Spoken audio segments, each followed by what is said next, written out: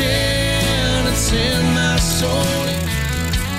Welcome to the Salt Strong Podcast, disrupting fishing entertainment as you know it. Prepare to laugh. Prepare to get to know fishing legends in a whole new and unfiltered way. And on occasion, you might even learn a thing or two about fishing. Here's your host, Joe Simons. Like diamonds.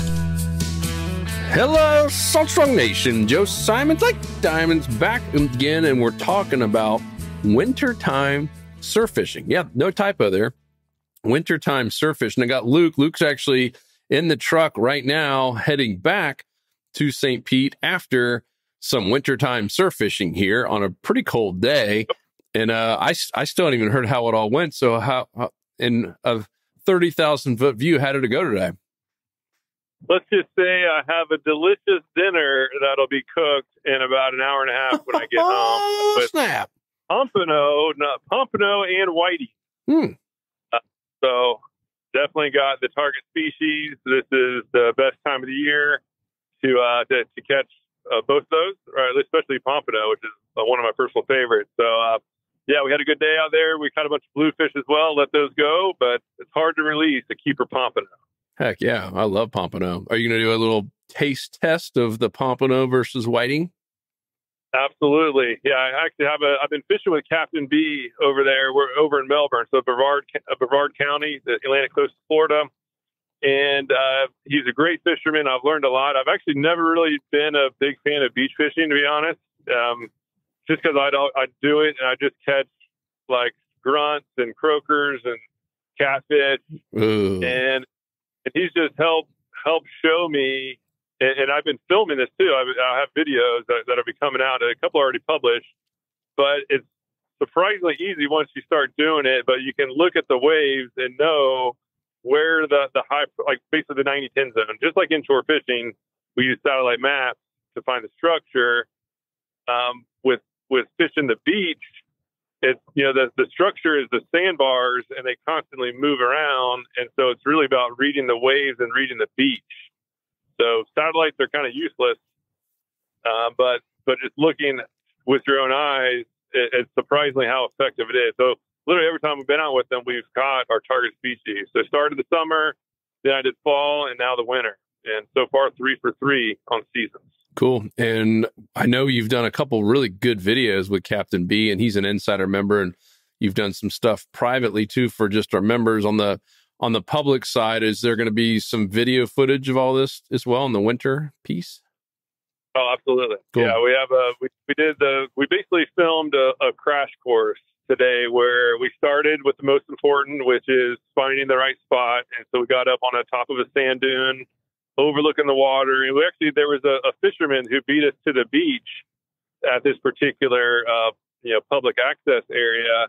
And he was clearly in the wrong spot. Like the waves were all the exact same. There was no anomalies. And he was like, yeah, that guy, he's probably not going to catch much. He's like, where the best spot will be is over here to the right.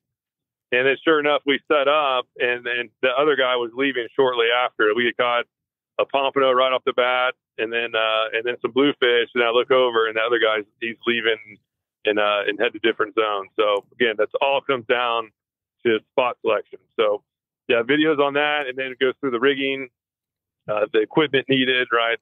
Now I'm using the surf rods where I used to just go out and use my normal inshore stuff.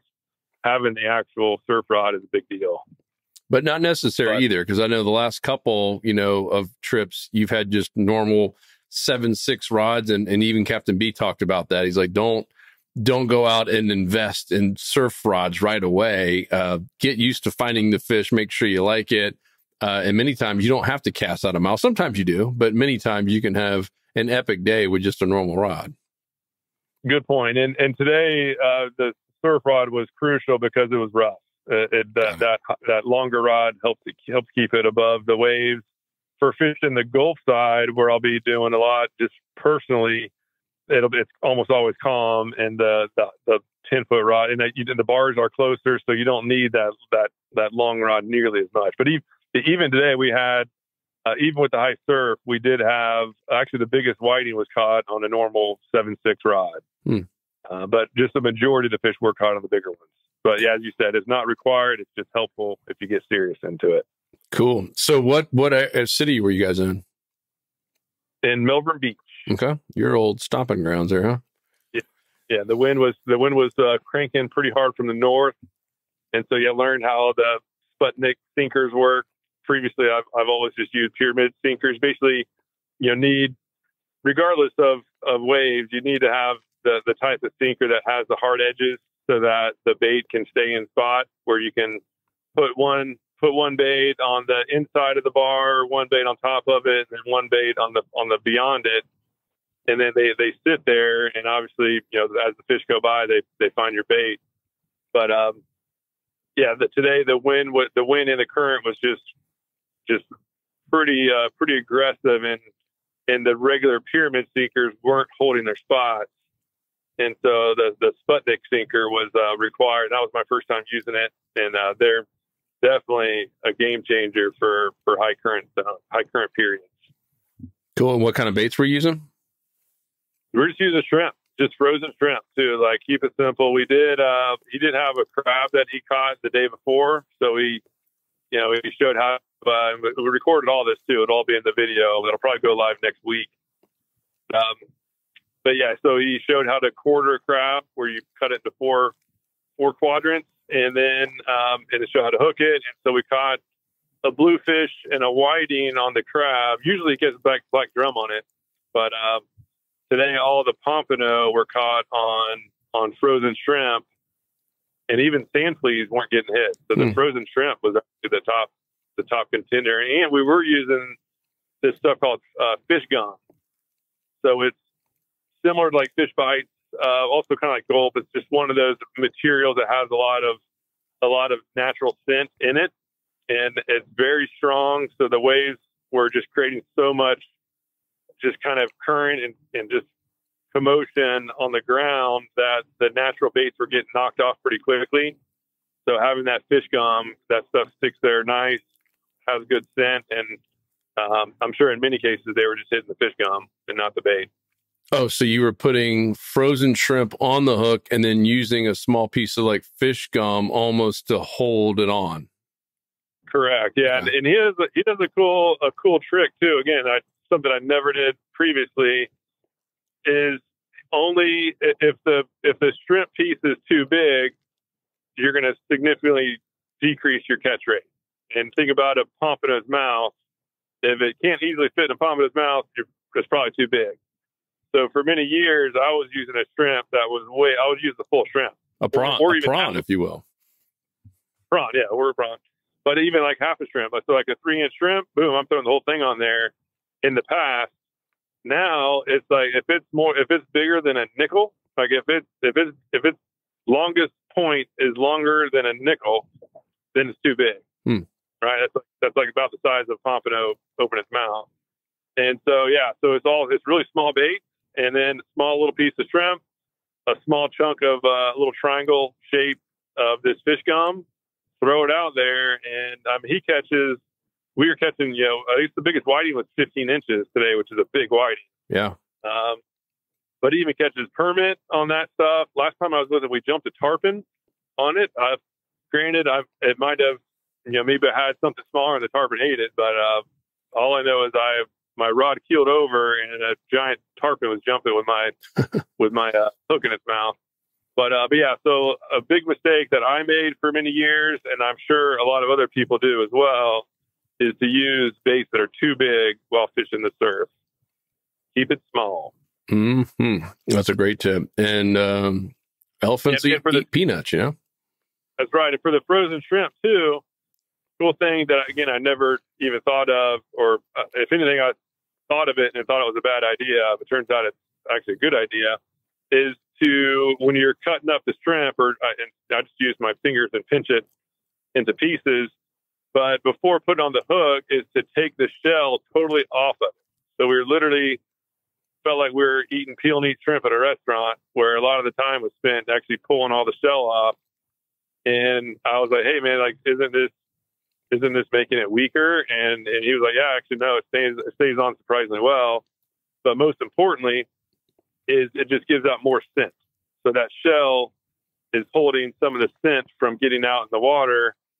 And especially in churning water, you want that scent to get out as fast as possible so the fish can find it before the bait gets knocked off.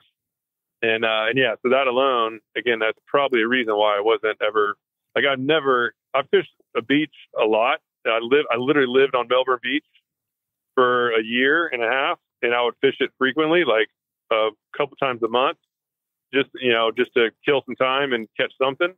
I never once caught a pompano. And then this is my first time in the winter going over there using the smaller frozen shrimp and peeling it off, and caught 2 pompano. That's cool. I think what everyone wants to know is, are you deturning the shrimp after you peel it, or? That's not needed. Okay.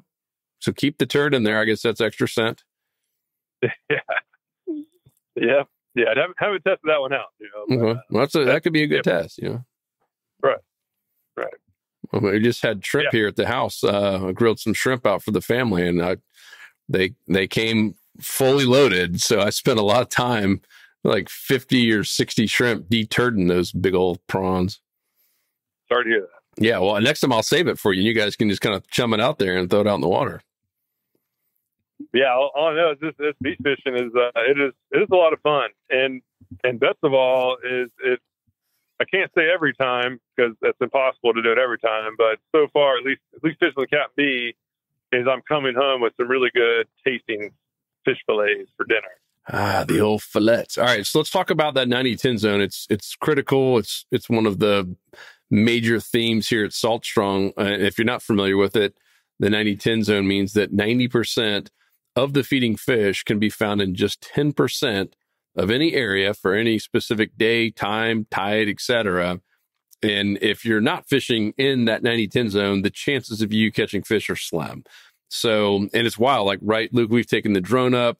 I mean, there's books that have been written about this. The Bass Pros talk about it. It's like once they find that area, usually the majority of the fish are in a really small zone. So on the beach, a little bit tougher, right? You're on your feet and you've got your eyes. What are you guys looking for? You mentioned it earlier where this guy who would beat you down to the beach was in a bad area. What area did you look for that you knew instantly, or maybe didn't, or just had a better inclination that, hey, this is going to be most likely a 90-10 zone? Yeah, so it varies. So I'll give 2 answers. Number one is if you're in an area where there's some waves breaking, right? Like waves breaking over the bar. So not like the Gulf where the waves just kind of break on the shoreline. There's breaking waves. That's the easiest way to read the beach. And then number 2 is if the waves aren't breaking. There's really two different plans of attack. So when the waves are breaking, that's when it's most obvious on where the good spots are. And the key is to just sit, literally just sit. And for the first 5 minutes you get to the beach, it's not like inshore fishing where you just start throwing your lures and find the fish. It's just watch the waves breaking, scan from left to right as the waves breaking, and look for any sort of anomaly where you see a sequence of waves that continually looks different in a certain zone. And what you're specifically looking for is an area where a wave's breaking. These waves usually come in as just a big, long wave. They come in sets. But when you see a wave coming that's all relatively the same height and it's breaking, and then all of a sudden in one little zone, it either doesn't break at all or it just doesn't break quite as aggressively. That means that the water's deeper. In some cases, if the current's really ripping and when there's a rip current, is that sometimes the waves really don't break at all in that because that it's just so deep that the waves don't even crest. They don't turn over. And so that's what you want to look for, and that's where you want to be fishing. Because what's happening is as those waves are coming in, sandbars get formed, and those waves are, just think about it. The waves is obviously pushing water up over the sandbar, and that water has to go somewhere. It's not just going up the beach and staying. It comes back, and then it has to outflow somewhere. And so there's always going to, no matter what beach you're on, there's going to be these little outflow sections. And all that water that comes over the bar is now flowing towards that outflow zone.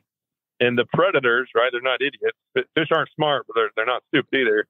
They just naturally gravitate towards those outflow zones because that's where all the sand fleas and crabs and injured bait fish, it's all getting flushed straight to that zone, so they can just catch food more easily. It's pretty simple.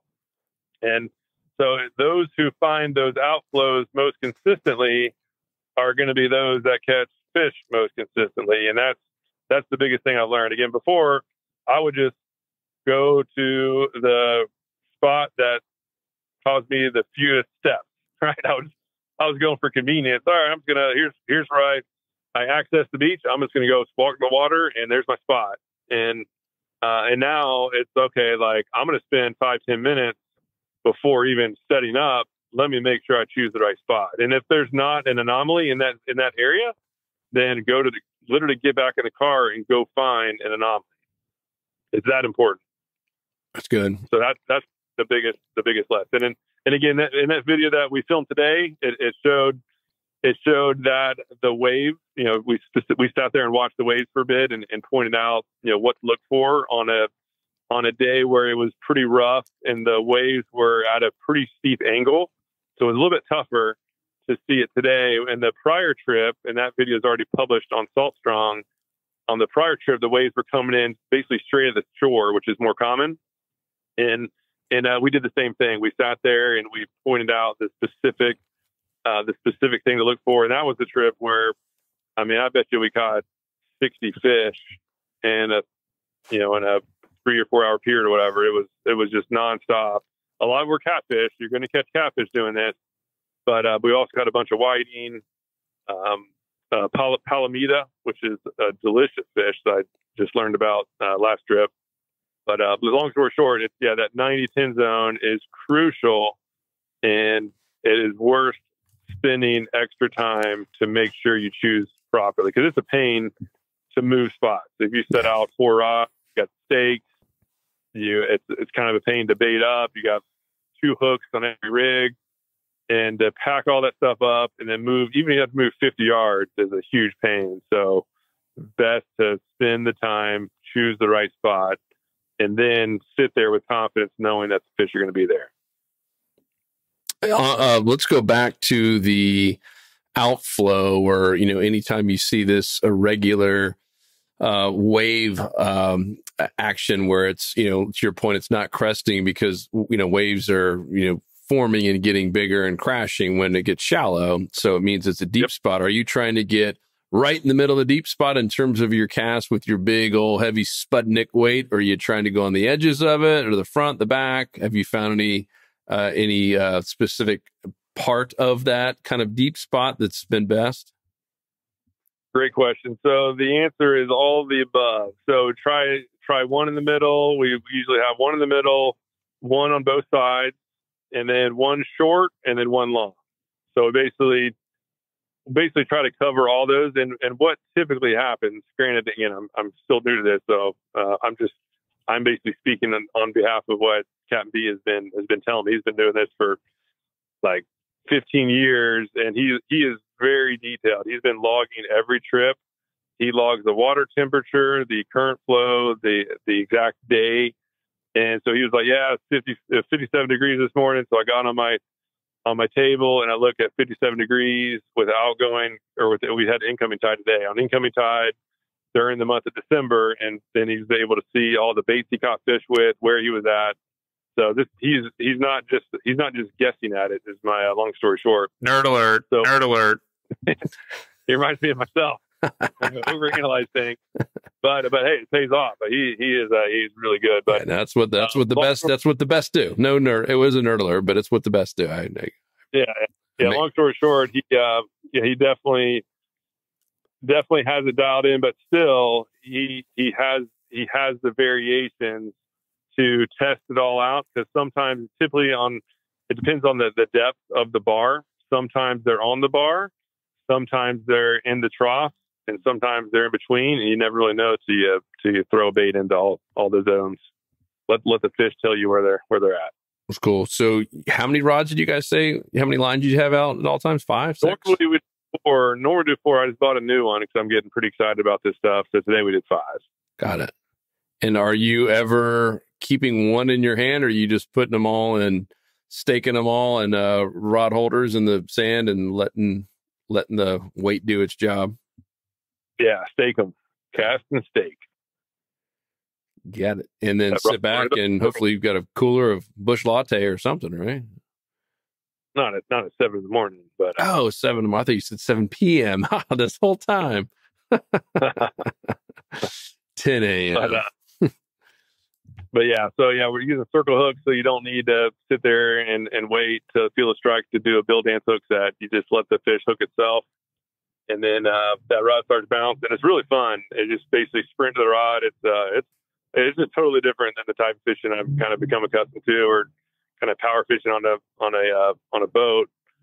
It's totally different where you actually run into the rod to pick it up as fast as you can, because if you don't at least get some pressure on it relatively fast, sometimes they'll shake the hook somehow. But yeah, it's fun. That's cool. That's cool. Do you guys see anything else, like any snooks or any other species, or was it just too crazy today with the wind? Yeah, it was too rough. The water's murky. I actually brought an underwater camera. I'm going to start doing some underwater filming to actually film the baits under the water, just to see, like, I'm sure of all the fish we caught, I guarantee there's a bunch that kind of looked at it, sniffed it, and then turned away. And so that's a big kind of desire of mine, to just go out there and always have a camera under the water, tied to the rig, to see exactly what's happening down there. Yeah. Have you seen Angler Up with Brant's footage? Yeah. Pretty cool. Yeah, it's cool. I mean, it's cool. I mean, he was using different types of bait, but the one I saw the other day, it was, I think it was a cut mullet. And it was just crazy how many schools of pompano were going by the camera, and how many crabs were just attacking the heck out of that cut bait. It was really wild. Yeah. So yeah, today I tried it, and it was, I looked at the camera footage already, and it was just like, I think if you put, I don't know, like a little bucket of rocks and sand in a washing machine and turned it on, and it was just sand and just shells bouncing all over the place. So I couldn't see anything. So we'll get a calm day out there and get some really cool footage. Cool. Well, anything else you want to share, or any other learning lessons that they might not see on our video, or is that going to be the next best place to start looking at saltstrom.com for the video? Yeah, if you want to get better at surf fishing, check out these videos. That just because it's perfect, because I'm always, I'm there. I'm basically the one filming, and I'm filming myself learning. And from my experience, that's typically the best way to learn, because I'm asking the questions that oftentimes gets overlooked, like how does the sputnik weight work? I literally had no idea until I actually saw it in action today. So we go over the commonly overlooked details that actually do make a big difference. And yeah, it's all try to make it as quick as possible. It's usually 10-ish or so minutes, and it goes fun lessons along with some cool footage. And yeah, coming up soon will be a lot of good underwater footage with it as well. Last thing I would say, though, is if you like cooking fish, in many cases, the beach fish, especially whiting and the palomita, which are amazing, they're going to be small. And so he taught me this recipe. It's the Captain B's recipe, but I've made some tweaks to it. But you basically gut the fish, cut the head off, scale it, and you cook it whole, like with the skin, and eat around the bones. And even these small fish, like the palomita, the first one I had was like a 6 or 7 inch fish. It wasn't big at all, but it still had a pretty good amount of meat, because you get every little bit of meat through the bones, and it is absolutely delicious. That's awesome. And I'll be filming a tip. I ran out of the normal breadcrumbs that he used in his recipe, and I used honey nut Cheerios instead, and it was amazing. You got that sweet flavor, and that the honey gets stuck to it. Those Cheerio little crumbs stuck a little bit better, and so that is exactly what I'll be using tonight for the Pompano and whiting. I'll challenge you to do a combination of Honey Nut Cheerios and Frosted Flakes all combined together. That might not even be legal in some cases. That's cool. that'll be a good test to do the different cereals against each other. I'm sure they're all good. Yeah, Captain Crunch, that could be another great one, you know. Cool. All right. Well, we're looking forward to the video. And, you know, if you're an insider, I believe Captain B has been fishing with quite a few members. Obviously, this is what he does. So it's a charter, and he does a fantastic job. And you can see him there in the community. He's super helpful in the insider community. So head over there and follow him in the community, Captain B. Yeah, and lastly, too, let me add this thing because it's important, because the rigs are a big deal. And I was assuming he's fishing. He's a literally professional, and he there's this rig. I can't remember the names of them, but we added them to the shop, fishstrong.com, and so members save 20%, and they're so good that he just goes ahead and buys them just so he doesn't have to tie his rigs. He's like, yeah, they time better to me. It's a group up in Pensacola that they use the best material. And it's at a price point where it's just better off for me just buying them. And so, yeah, for members, you can get those at fishstrong.com, and you save 20%. Also, for rods, reels, we now have surf rods. We have reels for them. We will spool them up for you, as always. The rods are 20% off. We have some high-end ones and then some entry-level ones. Lastly, we'll have all the weight coming very soon. So literally, it'll be a one-stop shop for beach fishing. I said before, I'm getting very addicted to it, and it's just a lot of fun, great family fun. And so, just want to make sure that all members have all the gear they need, and all that coming to fishstrong.com. But yeah, the rigs and the rods and reels plus lines are already there. Cool. Love it. That's all at fishstrong.com, our tackle store, and then saltstrong.com is where to go join the club if you haven't already. Otherwise, if you are a member, you can go to saltstrong.com while you logged in, and it'll take you right there to the community. And we got a really cool new, we're going to call it like an AI tool. We have so much content, and we're getting, I don't know, however many 500-600 members a week are coming in. And, you know, we take for granted all the content that we've recorded. I mean, it's like 1,400 just blog posts and videos that are out there. There's so much stuff. It can be hard to find. I mean, it's just like walking into a massive library. So we're coming up with a really neat AI tool where you can ask it anything you want, and it's going to, in seconds, scan all the stuff that we've put out there. And we've already been testing it, and it's crazy how accurate it is, and then gives you the most relevant link. It's almost like having an AI Google, but it will give you a big chunk of the answer in most cases. And then the link, if there's like a video, if you want to go see more, super helpful. It's going to save our members so much time. And even our customer service, like, yeah, we get these questions from all these new members, or they're looking for this, or looking for the best flounder rig or the Pompano rig or whatever it is. And then boom, we're going to have this Otis AI tool is going to go out and find it for you. It might even tell you a joke. You might be surprised. So I'm looking forward for that to go live finally. It's been really neat to watch this thing evolve. Yeah, the testing has been, even though we still have a little ways to go, but it is awesome. Yeah. It's literally all the most commonly asked questions from our test pool is 50,000 members. And then all the best answers to the most commonly asked questions are being trained into this AI. It is that way you don't have a bunch of fluff like a Google search would get. And so it is awesome. And the best news is, unlike Otis, Luke's dog, it will not eat your Slam Shadies and poop them out. It is poop free. So cool. All right, everyone. Thank you for the time. And go to saltstrong.com, regardless of if you're a member or not. If you're not, go join us today in the 50,000 others and take advantage of the tackle discounts and the Smart Fishing Spots app and all the great stuff. We do have some other new features coming in the next 60 days for land-based anglers. Speaking of surf fishing stuff, so I can't reveal everything, but it is really cool.